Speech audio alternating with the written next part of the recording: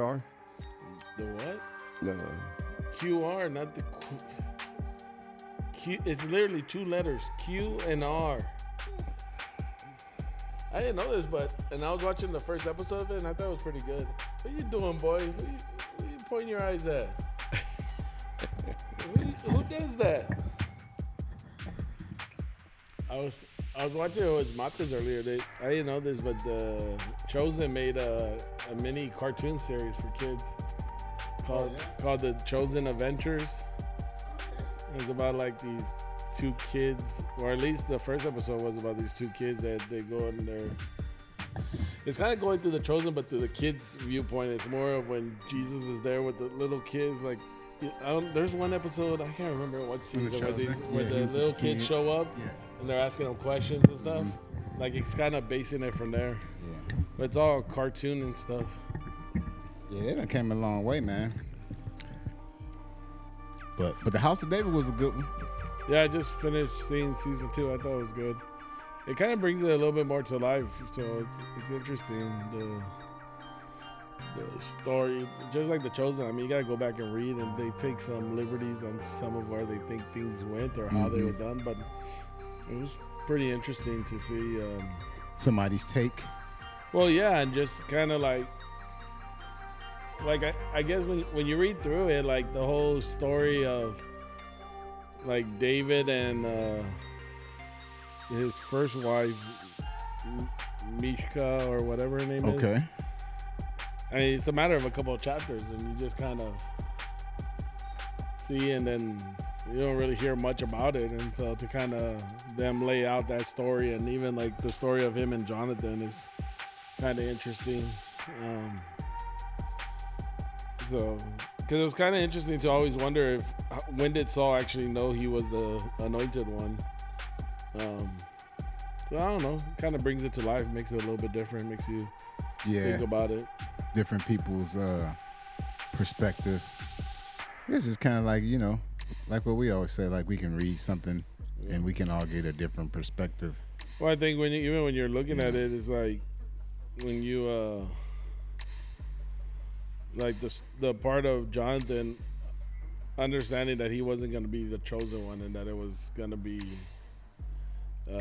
David and just kind of the reaction and relationship. It was almost like, he was okay with it. Like he had this relationship with God that he was fine with it. And then kind of seeing that. So I don't know. It was just an interesting take on it. But it's been a minute, man, since we've been here. Yeah. Welcome to the No Name Podcast episode. We'll figure out later. It's not episode 2. 2. Where you get 2 from, bruh? You have a live audience. Yeah. No, it's been a while. I think scheduling and everything hadn't been able to happen, but got a few going on. Few that we should be able to film this week. Yeah. But yeah, so what's new? Yeah, then we got Sister Evie doing the whole YouTube and recording the services live thing, man. That's been a pretty good blessing. Are we recording it live already? Actually, Oh, okay. I didn't know. And they actually got a Instagram. Oh, okay. Yeah, and they post videos. Okay. On Instagram. You were on there, Pop Dukes. They had you on there. Yeah, they had you on there. I didn't know they had an Instagram. Okay. Well, yeah, they had you on there. We probably need to merge them all together. Laying somehow. it down. Yeah.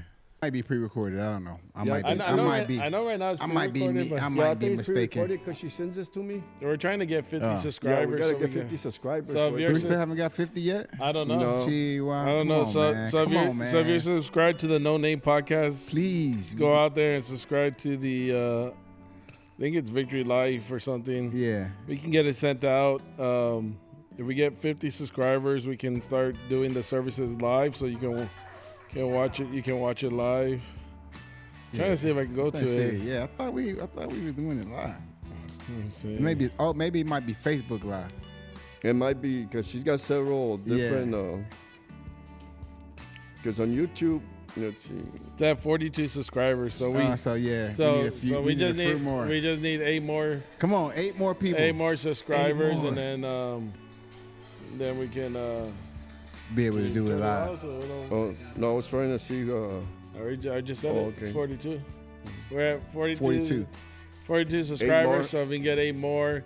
So if you're a subscriber of the No Name Podcast, go over there and subscribe to that. And you can catch our services live, whether you're another state, another city, going to another church, that's fine. Send it to your family members and friends. Yeah. Yeah, so subscribe to that. So that's good. We're moving to the 20th century, I guess. Or, Finally catching up. We also have a QR code now, so if you want to donate or give your tithes and offerings to, you can. We'll say that again. We got a what? A QR code. A QR code. So for those of you that don't carry cash, you now no longer have an excuse. You can submit to it. The one thing, that's what's up. And we're gonna have to explain this to people. Like, so there's a fee to it.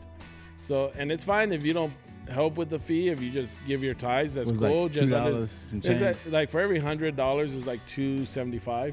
Okay, so if your tithes, so it's $100, you can do $102.75, and you can cover the fee.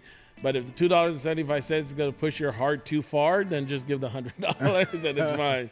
We'll cover the fee. To wait 2-3 days, right, for it to go through? I think either way you still do. Oh, okay. I think either way that's a whole other thing.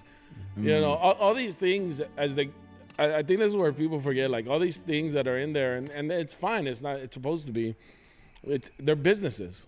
Right. And so they're going to charge fees and they're going to find ways to do it. Part of it is transactional fees. And then once they have your money and they say, okay, well, we're collecting this money for you. If you want it a day or two earlier, we can charge you an extra fee to do it earlier.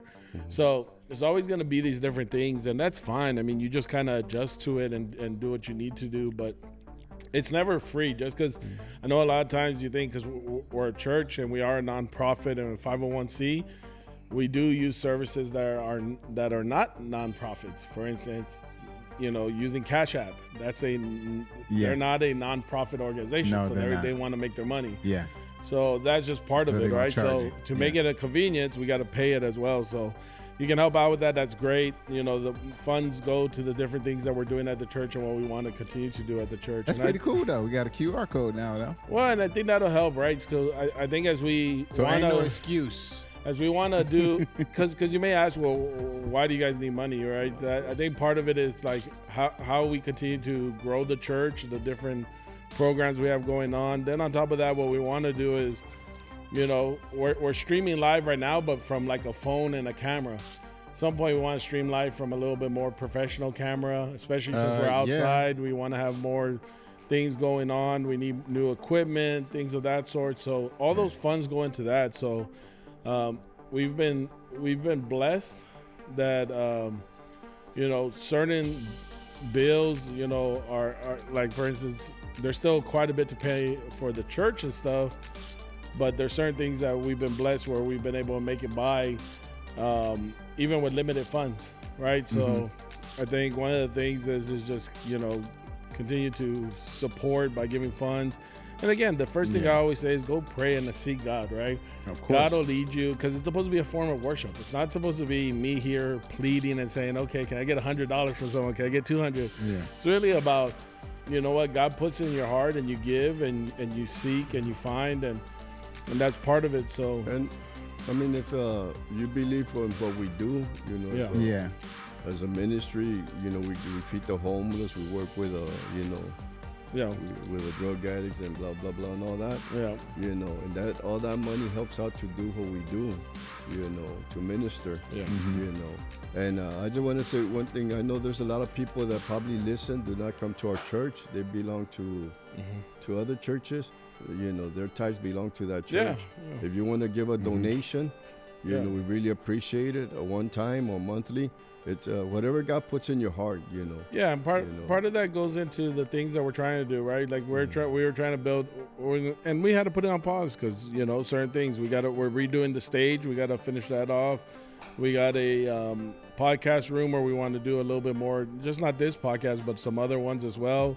That's been put on pause, just from a funding standpoint. So, every bit of it helps and supports. So, again, like he said, if you have a church or somewhere, that's where you should be giving your tithes first to your local community and stuff. But if you want to donate or give, like, we're happy to take it. So of course. we'll put the QR code somewhere here. Maybe we'll insert it somewhere. Yeah. But again, that's just a big piece of it. So, I mean, it's good that we're headed that way. I mean, like, I think broadcasting the services are good, trying to reach out to more people. And I think the thing is, like, as we look at it, the church is always going to be doing quite a bit of different stuff. We're feeding the homeless, and that's a good ministry. We don't have a halfway house anymore. We still work with different types of people, but really the focus has been on families. I mean, reconnecting families, really reconnecting to the community, and really about seeking God. That's really what it's about. It's about growing to seek God, and then those people growing to teach others. Like that's the whole purpose of the church is, it's not about just, gaining a congregation and then you guys all just stay together like a little cult. It's about growing it and getting there and challenging each other and holding each other accountable and seeking God. And I think that's one of the things we got to continue to do. I think when you look throughout the Bible, that's what you've seen. I've said this in podcasts before. Like, if we all knew how to seek God on our own, and we knew how to have fellowship on our own, we wouldn't need the church. We have the church because we're not good at it. Mm-hmm. And so it helps us to be accountable. It helps us to have those people in our lives to kind of help us be there. But the accountability is also about helping us to seek God and get to know him more. And I think that's one of the things we got to continue to do. I think too, man, like we need to understand that, every church, I believe, that God has that church to do a specific thing. Yeah. Like our church. Yeah. I believe that our church is meant to be outside to reach people. Yeah. That's just what I believe. That's what our church is meant for. Maybe not another church, down the street or across town or not. And, our church may not be full of a lot of members. I mean, I've been to churches that have a lot of members and stuff like that. And I don't know. It doesn't have the same feel as a small church where you get more of a sense of community, more of a sense of family, so I just believe our church is where it's at for a reason, I mean, and I think it's pretty cool, man, that we got the QR code going though. Yeah, that's pretty cool. And I mean, it's good. I mean, look, I attend a different church when I'm in California, and it's a large church, and I participate where I can and stuff, and it's all different. You see the different angles of it. I think the whole thing is about community. Like, I go there, and I'll be the first to say I'm probably not the best at community. Like, I have no problem admitting that. But it's somewhere for me to go, and I meet some people. But it's at least a time of worship and place where I can go and, for that hour and a half, which is strictly an hour and a half. They definitely cut it, right?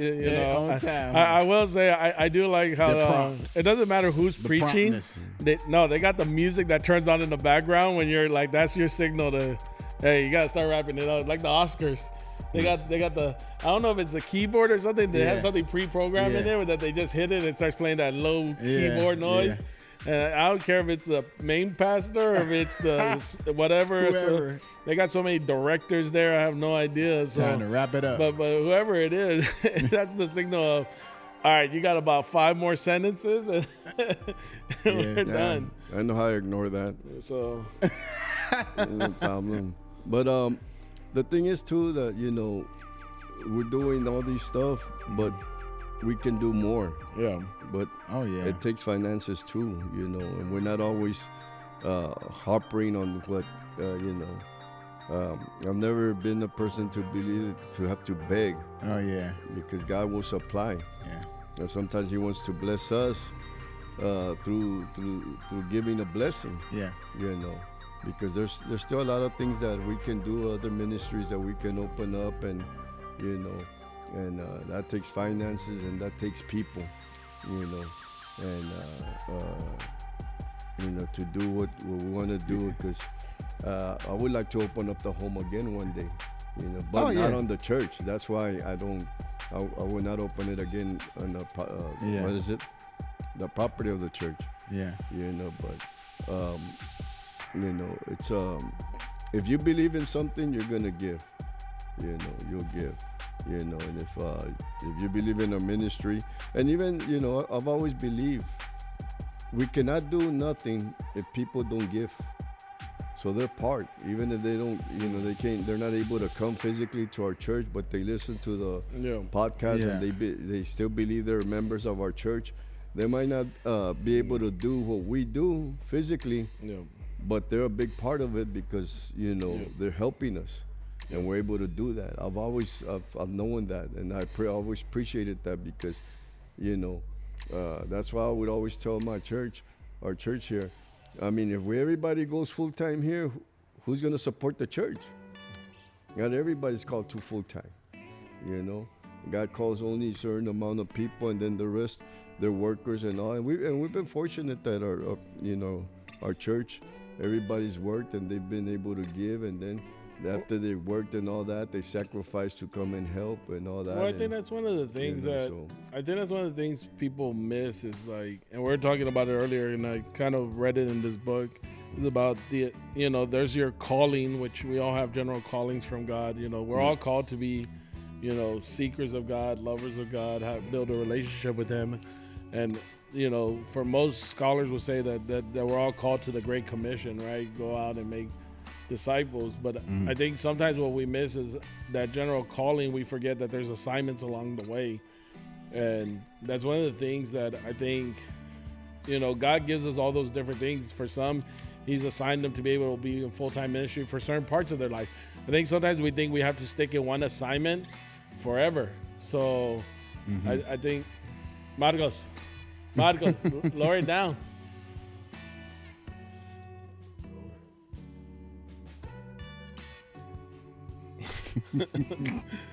And so we all have different assignments at different times. Like, you could be in your younger age or in your mid age or somewhere, and your focus is on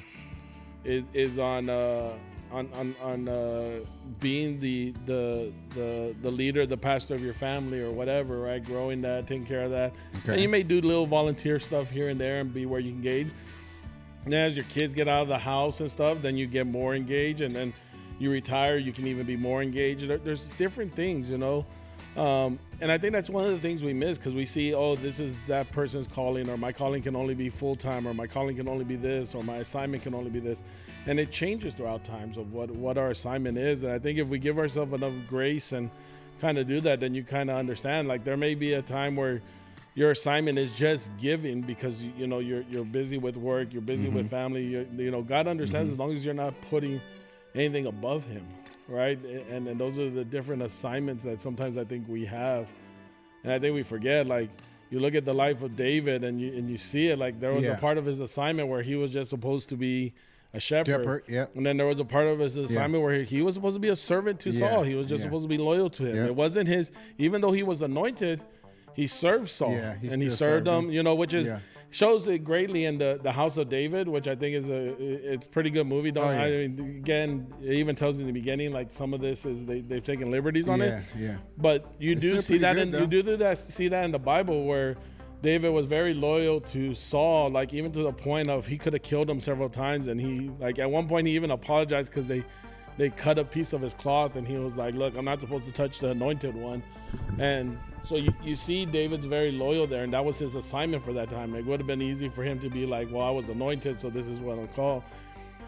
And I think that's one of the things that we have to understand, like, as our journey is a long one in this life until the next one. And God's assignment, sometimes He gives you the different assignments, it's different things, and you gotta understand that, embrace that. But I think sometimes, I'm sorry, Tom. I think sometimes that we don't recognize those assignments sometimes, though. Yeah. That's... And I think sometimes we don't recognize that it's short assignments or long assignments. A lot of us, and I've said this about our church, and I can only speak to our church, and you can talk to it, but a lot of times people thought that their assignment was, I joined this one ministry, and then I'm in it till I die. Yeah. And sometimes that is true. And sometimes it's not. Sometimes it's like not. You're in there for a bit, you train people, you impact it for the amount of time God wants you there, and then you go from there. I think one of the things that we don't like to admit and which I find interesting, is we're human beings. We're going to get burned out. We're going to get into obligations. We're going to get into things. And even if you have the best intentions, you can get into a routine and get into an obligation and get to where it becomes something that becomes a burden. Yeah. And that's why it's important. Like you see Jesus took rest. You see, you know, like even the Jews, they talk about Shabbat and these days of rest and things like that. Because you can get into these routines and then it becomes a burden and you forget, like, hey, I got to take time, stop, pause, do this, do that. Yeah. And it's about doing it the right way, but there's that, like there's part of that. And I think a lot of times the burden becomes because we start losing our relationship with God. Yeah. And a lot of people concentrate more in the ministry and what they're doing instead of their relationship, you know, where they put more importance on in doing things, you know. In the times that we live now, it's about titles, you know. Yeah. Everybody's thinking, oh, I want to be a pastor or senior pastor, I want to be this. And they forget that every pastor, senior pastor, evangelist, whoever they are, we're all human. Yeah. You know, we're just instruments of God, you know. And you know, and sometimes, you know, and you're right. There's people that think that they get involved in one ministry and they want to stay there until the very end. I believe the church is there to help, to try to figure out where God wants them. And sometimes God will put them in different places until they know, okay, this is where, you know. And then after that, God might move you somewhere else. Yeah. You know. Well, I think that's where, in all of it, you have to seek yourself. And that's where you have to seek and understand where God's moving you and directing you, and then having that conversation, because the church will guide you and direct you, especially in the beginning of your loss and stuff, but then you got to seek God on yourself. The church can't always tell you this is your assignment. This is you gotta seek and find what makes sense for you, and this is you know, it's like, even for me, like, look, I knew at some point I was going to run the youth ministry forever. And it doesn't matter how many times people tell me, oh, you should reopen it again. I know my assignment was set for that certain amount of time. And the impact that I was supposed to make, it was supposed to be at that time. Now, where it continues from there, that we'll seek and find where God has that. But I know in my heart, with seeking with God, that's not where he wants me next. Like, and it doesn't matter if, you know, a million people come and tell me, I know if I go, it's not going to be there. But that only happens with seeking God and understanding that and knowing, okay, this is his timing. That it's not, because that's the thing. Like, and you're never going to know for sure until you have that conversation with him, you talk with him, and you truly get that guidance on. And that's the thing. It's the different assignments in our life of what makes sense. What does this do? You know, it's even like with the block party. You know, I never wanted to do the block party out of routine, and for a long time we were doing it. It wasn't because of routine. Like, there was many times where we should, if you know, everything. I used to like the block everything parties. was pointing to us to stop it because of we didn't have the funds, but God always made a way. Yeah, every time. But then, you know, I've looked at it in recent. We stopped right before COVID, I think. Yep. And then we haven't picked it back up because I honestly believe, like, God hasn't put it in our hearts again to, like, we changed it from, okay, once a year we're going out there and doing a 3-day block party to pretty much every Sunday's a block party. Yep. Like, we're outside, we're spreading the word of God. We changed that, and we were already headed that route. We were already doing it once a month. Sunday, and then God just kind of opened the door to be out there, you know. And I think when I look at it, it'd be easy for me to say, yeah, but we got to go back to the old way and we got to do it. At some point we may, I don't know. But it's about seeking God and understanding that. And when it's when you know that's your assignment, you know, you're going to trust God and you're going to seek him. Because like I said, when I knew that was my assignment, that, okay, this year we're going to do a block party, it didn't matter what got in the way. Something was always going to make a way, and we figured it out. You know, I know if right now we forced it and if God wasn't in it, you know, it's not going to be, we'll go do it and we'll say, hey, how come it's not as good? How come it's not as impactful? And I think that's the thing. Like, you know, I like nostalgia, but nostalgia can be dangerous. And we've talked about that. And that's why it's constant journey, constant assignment. It's like even for now, like I know God for whatever reason he sent me to California and I'm there. I still don't understand. I don't get it, but there I am, right? Yeah. And if he didn't send me there, well then he'll pull me back somehow, right? That's the way I look at it. But that's my assignment. I don't see myself. Every time people ask me how long you're gonna be there, I say I don't know. It could be 2 years, could be 10 years, could be next month. I'm gone and I'm moved back over here. Yeah. I have no idea. I said just take it a day at a time and try to figure that out. And even at times when I question myself, that's the same thing. But I know it's an assignment. Yeah. Like I haven't felt like God said, okay, this is where you're at forever. No, it's an assignment. And it's hard at times because you're separated from a group, an organization that you've known, and you know, and I want to do more. I want to impact more. I want to empower more. And it's like, okay, but I'm that far away. So you feel helpless and vulnerable at times. And okay, how do I make sure this is going on? Yeah. But it's the assignment. And you have to trust that, and you have to trust in that part. But with technology nowadays, you can run a church from anywhere. Yeah, but it's not. I know it's not the same. No, but it's not even just about that. It's about just accepting where God has you at and the assignment of it. Yeah. You know, I think it's more of understanding that. You know what? This is where He has me, and I got to understand that and be in that instead of trying to make it what I want it to be. I got to allow it to make it what He wants to be. And it's been good. I mean, sometimes with it, it's allowed others to step out and grow more, which is a good thing. Mm-hmm. And that's what you need, and you need that stuff. So, no, I think, and that's part of it. Like right now, like at times, a lot of my assignment has been in the background. I've always like in the blog parties and stuff. I've been in the background. Mm-hmm. You know, and even now, like with running the church, to your point, you can run it from anywhere, but I'm more in the background right now, that's the assignment that God has for me, is running it from the background. Yeah. And that's perfectly fine. But that's understanding your assignments and understanding those things.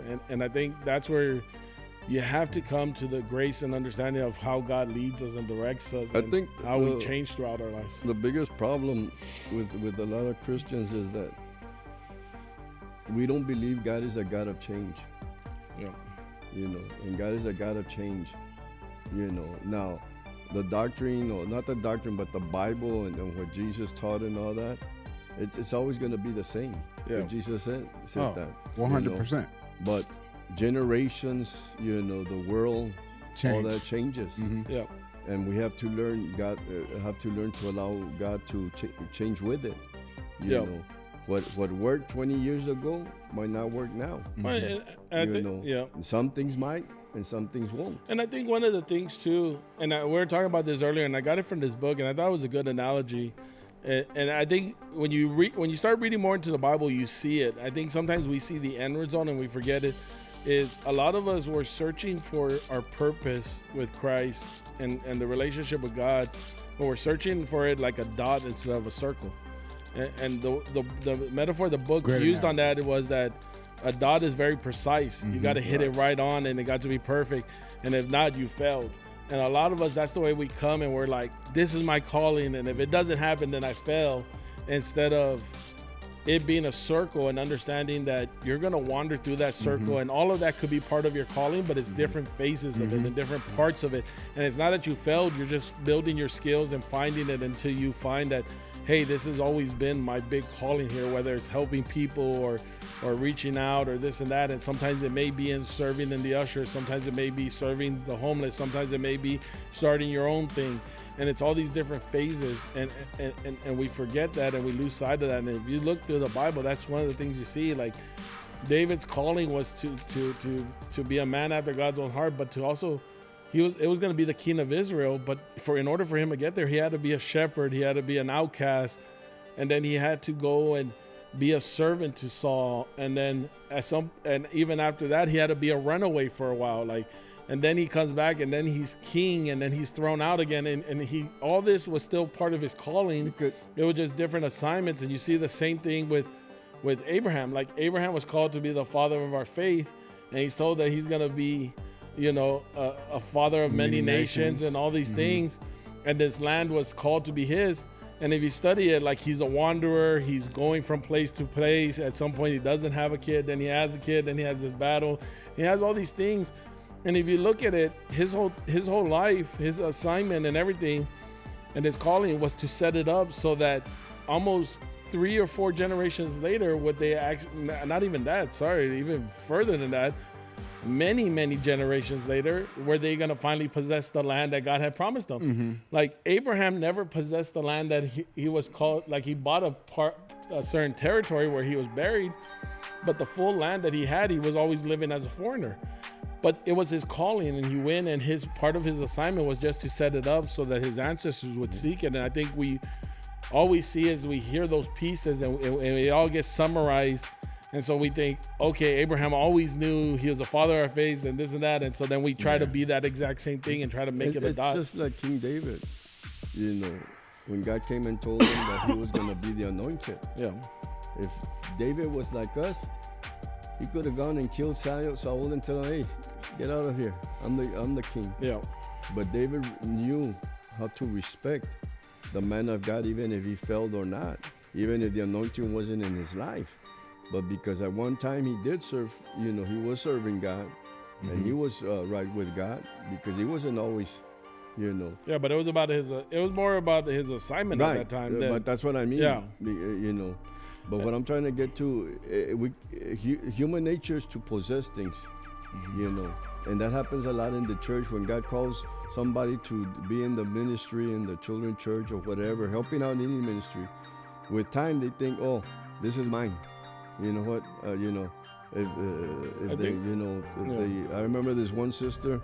I had her in the usherettes. She was leading the usherettes, and I told her, you know what? I'm gonna move you to the nursery. To run the nursery for a while. Mm-hmm. And instead of taking it as a blessing or whatever, right? Okay, God wants to teach her something over there. She took it as a demotion. And got upset about it and all that, and that why and this and that. I said no. Made her spouse upset. I said, we're trying to rotate everybody to I remember that, because we can get comfortable. Yeah. And she couldn't accept that. Because to her the usherettes was hers, and I told her no, this is ours. Just like I was telling, I can't remember if it was in the preaching or who I was telling. No, this is mine. The day I leave, I just leave with whatever's in my office, my pictures, my desk, and that. Everything else belongs to God. It's not mine. Mm-hmm. And if God ever wants to take it away, give it to somebody, hey, that's the way, And we sometimes, because we don't have that relationship with God, we start doing things out of obligation, out of a burden. We're not listening to God. Yeah.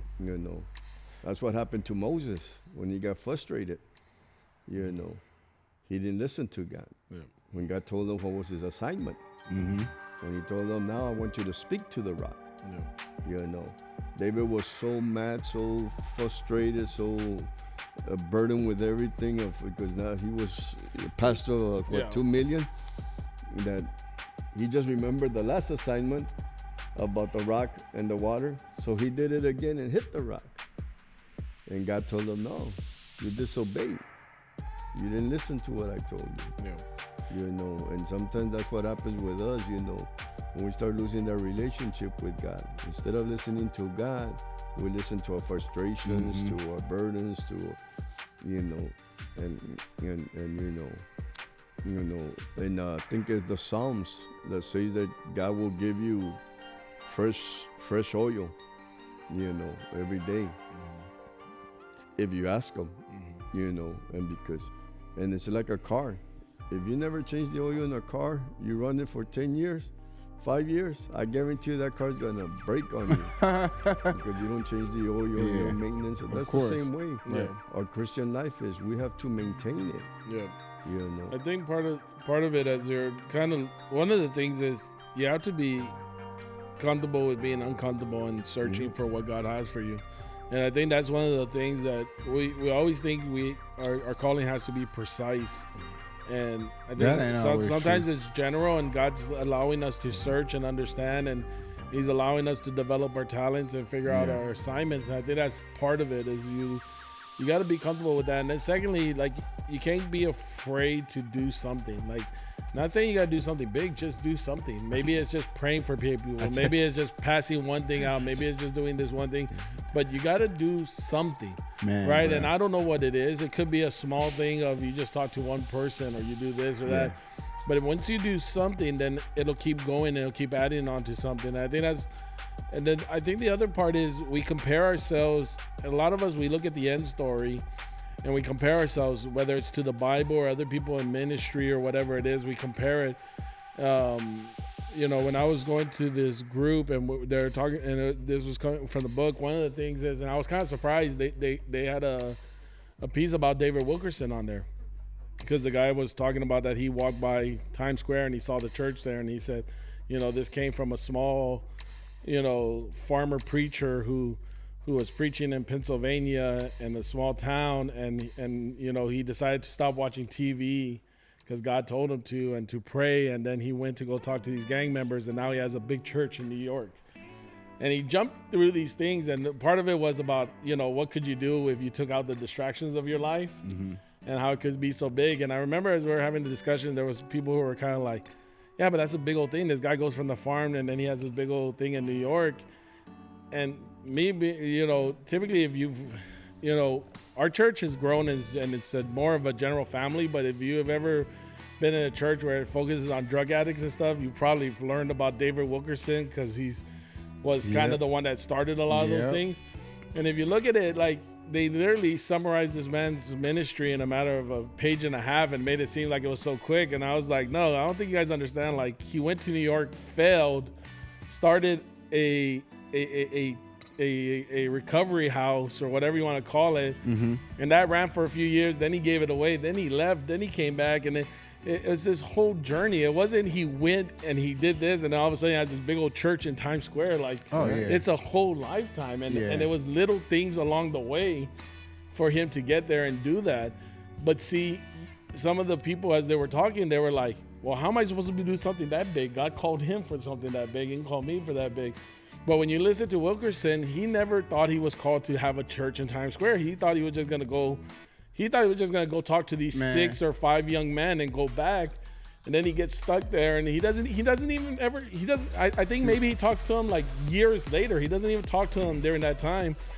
But then he touches these other people. And even when you read his book, there was failures. Like, of course. You know, he you know, there's one which most people, if you see the Cross and Switchblade, the movie, and you've read it, until you read like the full stories, and I can't remember if it's in his, I think it's in his, or it's in one of his books, but like you see about Nicky Cruz, and you can hear about Nicky Cruz and all this stuff. But there was actually another member, the main one, Israel, that he was trying to go, and it talks in that story like he was supposed to pick up him and Nicky Cruz, and because they got the wrong streets and you don't have the cell phones, he missed picking them up, and Israel got discouraged and went back.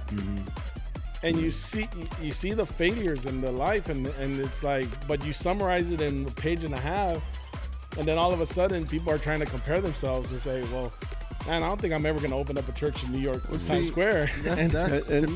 And then the things he went through with his family, you know. His daughter having cancer, I think, passed away of it. His wife having cancer. You know, it wasn't just a life of glamorous that he lived. The books make it like that. You know, like anything, you know. And you know, but the man went through a lot. No, and he has a very good preaching on his calling. And they even forgot that, you know, he came to Dallas, to Irving, Texas, I think. He was in Texas. And he lived here for a long time. And then that's when the Lord told him to go back to open up a church. And well, that's what I mean. But when you summarize it up, it looks like the summary. What were you gonna say? I was gonna say, like, so first mistake is that we try to compare, you know, against other people. You know, our call, like, if God called you to do something specifically, he called you to do just that. Don't worry about what somebody else is doing. You know, he obviously he called David Wilkerson to do what he did. He called him, right. You know, so we can't just look at that and be like, oh, well, you know, I you know, it's not, you know what I mean? And that's just human nature. Remember the 2 disciples that asked Jesus that they wanted to sit? Oh yeah, right and left. And Jesus said, "Yeah, you guys can do that, but you guys better have to count the cost." Suffer what I'm going to suffer. And all of a sudden they say, Well, what about the rest? Yeah. What about Peter? What about that's the funny part. Like literally in the upper room, like mere hours before Jesus is gonna be arrested and taken to his final thing, one of the biggest conversations was who's the greatest among them. Right. You know, so it's human nature, but that's where you have to seek God, and you gotta get past that piece of it, because again, it's about the assignment and the calling that God has on your life, and it's gonna be general. And there's gonna be certain assignments that are specific and things, and you gotta go search and find, and that's part of it. Like the Bible's always been about searching and understanding, like what's our calling.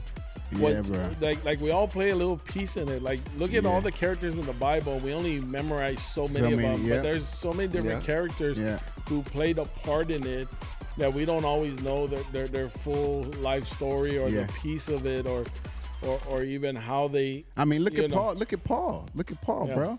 Like he was a Pharisee of all Pharisees, right? And then what did Jesus do? Say, oh, you know what? Let me just get that to you real quick. I'm gonna blind you, and then I'm gonna use you mightily. Look, he wrote like 13 books in the Bible, bro. Well, but I mean, but you go further. But you go further than that. That's crazy. But you go further than that, and the thing is, like, look, we all talk about Jesus feeding the 5,000. Yet no one ever really focuses on, there was a little boy with three fish and a couple of loaves, and no one knows what happens to him. But he at least was willing to give up his meal. Oh yeah, 100%. Yeah, because the disciples had no idea what to do, and he's like, "Hey, I have this," and you don't know. You never hear, "Oh, he joined. He grew up to be a disciple, or he grew up to be an apostle." You have no idea. Yeah. But for that one moment, in that one 5,000 people. But in that one moment, that was his assignment, and he fulfilled his assignment, and he impacted 5,000 plus people. And then on top of that, he impacts even more, because we talk about the story now today. But no one knows what happened to that little boy. There's no finishing of the story in the Bible, but that was his assignment. And that's what I mean. Like, we skip over a lot of these things, and we forget that sometimes you're just gonna be the little boy with a couple of fish and some bread, and that's all you're gonna be. But that's enough. I think at the end of the day is what we always say, we've always been saying. You have to love God and love people. Anything else, it's a plus. But if you can't love God and if you can't love people, you're not gonna. And you got to do something. Yeah. You got to do something. It doesn't have to be. I know you got to do something. No. But I think you're right. But what I'm saying is, you got to do something that doesn't have to be big. Sometimes it's just saying, hey, I'm gonna go tell someone, God bless you. I'm just gonna go shake one person's hand. I'm just gonna bake one pie and give it away. You don't have to start a food drive. You don't have to start it may just be, you know what, God put it in your heart to give groceries to your neighbor, and that's it. And no one's ever gonna hear go about feed that person who don't have no Thanksgiving. It was like that parable, what is it, where Jesus was saying that there was a man that went knocked at the door and asked for water, and I think they denied him. I think there was 3 things that they said he did. And they denied him, and the disciples, I think the disciples, it was them, and said, when did we deny you, Jesus? When that person knocked at the door, when that other one asked for you, that was me. And you didn't feed me. You didn't give me the water. And that's and sometimes you're right. I mean, even Jesus was around multitudes, but he knew what was going to work for the ministry to progress with the 12 disciples. And then one got lost, and it was 11. But you got to find the right. It's all about the assignment and the timing. Like even the disciples, they had their assignments and their timing. Because you don't hear about all of them afterwards, doing something. But that doesn't mean they weren't doing something. And that's what I mean. Like, I think that's the beauty of, as the church grows and it continues to grow. Like, there's going to be things that we start up. There's going to be things that we do different. There's going to be things. Look, I find this interesting. We used to do the Thanksgiving drive for families in the school. And again, I don't know when God will bring that back, or we've been doing different things. I think the homeless group has been doing, feeding, and I think that's been good. When that all started off, I literally just wanted 1 or 2, so that I was running the youth ministry, and I felt like God was trying to help them understand generosity. And it was literally about just giving out a couple of baskets each year and having them go deliver it to families in need so that they could see, hey, you can make a small impact. And that's all it was about. Now, as a dummy as I was, I prayed and I told the Lord, well, Lord, we'll double it each year. And little did I know, doubling it each year was going to take us to almost 200 and something, where I was like, okay, Lord, I think at some point I got to stop. Hey, but you know what though, man? Look, let me just say something though. Look, by us doing that, man, and I mean, I can tell you just from what I remember of delivering those dinners to people, man, people were, man, very grateful, bro. Yeah. A lot of gratitude, man. Yeah. You know, it even brought like tears to some families. Yeah. You know, and let people know, like, hey, you know what? We don't have to necessarily know you to be able to show you the love of God. You know, I mean, and don't get me wrong. You always got mixed results. Like, there was very much families that were very grateful.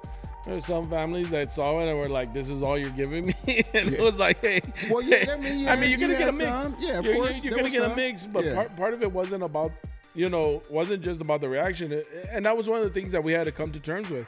It wasn't about the results of the people. It was about, am I giving it from the heart?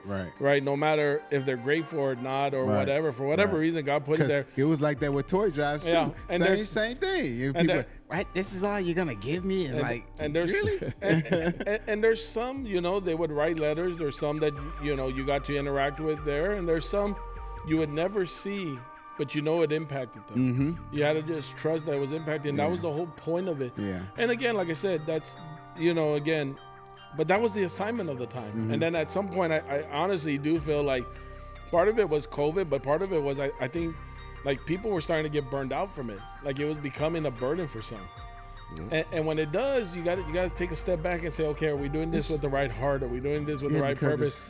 And you got to refocus. And there's nothing wrong with that. And that means God changes the assignment and it says, okay, I want you to focus on something else. I want you to focus on this and that. And that's what we got to do. And so I think as we kind of close this one out, my big thing to you guys would be, everyone has a calling. And it's all a great calling. It might not be in human eyes, but in God's eyes, it's all great. The thing is, are you going to be brave enough to search for it? Are you going to search in the circle, go through different assignments and find what it is, and just start by doing something? Even the littlest things of maybe sometimes just helping out once a service, maybe sometimes just helping someone in need. It doesn't have to be, you don't need a huge organization. You don't need all of these different things. You just got to do something sometimes, and it triggers effect. You know what, man? You just made me think about something. You are 100% exactly correct. Because when I came here to this church, I didn't know that I would be involved. Now, I like to do music. That's just something that's embedded in me. I still do music now. But I had no clue whatsoever that my calling would be to be leading a music ministry. Yeah. Like, I had no clue at all, man. And it was scary. Yeah. It was very scary. But you know what, man? Through all of it, I just said, you know what, God? Like, if this is really what you want me to do, I know you'll equip me. You know what? And I'm just gonna do it. You know what I'm saying? I'm just gonna step out, because I don't think that I can play or sing. That's just in my eyes, But I've seen people where I played and sung, and people have cried, and I'm just like, oh Lord, like, man, God, you know what? Thank you that they can see, you through me. Yeah. Because man, having a calling and being able to really follow it, man, it could be tough. I mean, like I said, I'm from Cleveland. Y'all know, I'm way from Cleveland, Ohio. Mm-hmm. Cleveland. Who would have thought that my calling would be for me to be down here in San Antonio in Texas, San Antonio, Texas, with Mexicanos, todos Mexicanos. It's like you know what I'm saying? Yeah. So you're from Cleveland, got sent over here. Brian from Delaware, and got sent them here, and I hardly ever want to get out of San Antonio. Now I do more, but I love San Antonio. I could be here all my. So when we started the home, the halfway house and all that, mm-hmm. In Texas, they lock everybody up. They don't care from what state they're from. Yeah. So they gonna lock you up. The guy started sending, they would send men, and they were from either New York, They were from other, you know, Oklahoma places. Yeah. And you know, throughout time, you know, they would write me back and tell me, you know, send them books, send them this, send them literature, because they were starting a ministry or home Bible study and all that. You see? And I said, you see, and that's why I don't think we are a little church. I told God one day, God, you know, when are we gonna grow? You know, said, how much more you want to grow? Yeah, I said, Lord, you promised me a 2,500 member church, and God told me, I didn't. That's the number you put. I didn't put a number for you. I said, okay, Lord, but that's. And then God told me, look, Joe, if you would have a reunion, you will need either the convention center in Alamo Dome, because of all the people that have been touched by this ministry. I can believe it. I said, but it's me that calls them to other places, regardless of a right circumstance, regardless of a bad circumstance. You know, they're out there, you know. And when I started hearing, you know, I mean, I even got letters from men that were here from Africa, you know, Honduras and all that. The Honduranos that had here, and they went back and you know, ice right on you. You know, and Guatemala and all that, you know. So, you know, they're but you're right. For the time, like assignment, you're right. Probably God just send them through here to send them back. And that's just part. You know, and that's our ministry. But our job is to believe. That's when the last preaching. Do you believe? You know, a lot of people are afraid to believe that God called them to do something. You know, but, like the Bible says, whom God calls, He will equip. You know, and all we have to do is believe. 100% facts. I didn't want to be a pastor, never, you know, but this is what God called me to do. You know, and I have to believe, you know, and do it, you know. And the journey's been a great journey. Now it hasn't always been way up on the mountains. I mean, there's been a lot of times I'm in the valley. Probably 90%. 90% I'm in the valley than in the mountain. But you know, God always reminds me that He's a God of the valley and God of the mountain. Oh yeah, 100%. You know, and that's what I mean. There's people that probably can come. There's people that probably, for whatever circumstance, but they've been a blessing to our ministry. You know, they give, they help, they pray for us and all that. And they benefit from what we do because they're being part of our ministry, whatever God called them to do.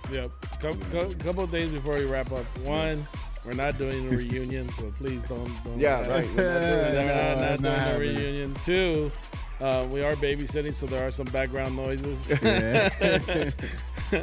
all good. That's my grandson. It's all good.